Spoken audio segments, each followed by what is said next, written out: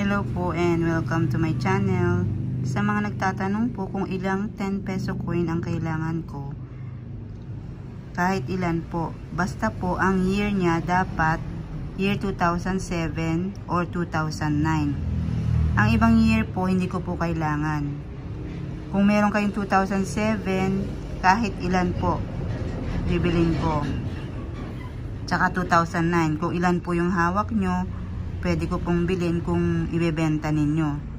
Pero pag ibang year, hindi ko po kailangan. Gastusin nyo na po.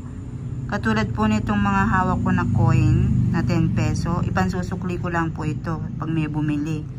Kasi nga po, yung year niya, hindi ko naman po kailangan.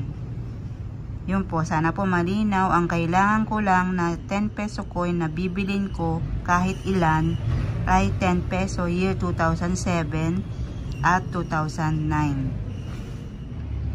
Kaya po sa mga nagtatanong kung ilan ang kailangan ko, kung ilan po yung hawak nyo, basta year 2007 at 2009.